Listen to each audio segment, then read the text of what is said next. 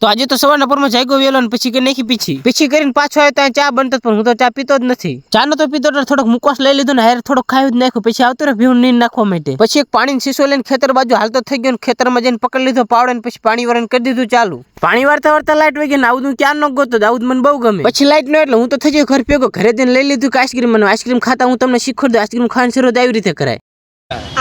अबे साले મને આઈસ્ક્રીમ ખાઈને જોતા તમારા મોઢામાં પાણી આવી જતું છે નહીં? क्या रे भीख मंगिया क्या देख रहा है? લાઈટ આવતી રહી એટલે પાછો ખેતર બાજુ હાલતો થઈ ગયો. ત્યાં જઈને પાછું પાણી વાળાને કરી દીધું ચાલુ. પાણી વાળતા બપોર થઈ જતો ને આપણને લાગી ભૂખ એટલે પાછો હાલતો થઈ ગયો ઘર બાજુ. ખાઈ પીને ઠંડા પાણી શીશો લઈ લીધો ને પાછો હાલતો થઈ ગયો ખેતર બાજુ. ત્યાં જઈને પાણી વાળાને કરી દીધું ચાલુ. પાણી વાળતા 4:30 થઈ ગયા ને હવે આપણે 1 કિલો બાઈક તો 1 કિલો પાણી પાછું ઘર ભેગું થઈ જવું. પાણી વાળાનું કામ પૂરું કરીને ખાલી શીશો લઈને પાછો થઈ ગયો ઘર ભેગો. ઘરે આવીને જોયું તો બધા એક ગાંઠિયા બનાવતી હતી. પાછા જલેબી ઘૂસરાઈ ગયો. જો નીચે થોડાક પાતરા ગાંઠિયા તો એ ગાંઠી મેં બૂસ મારી લીધા પછી ખાવાનું કરી દીધું ચાલુ.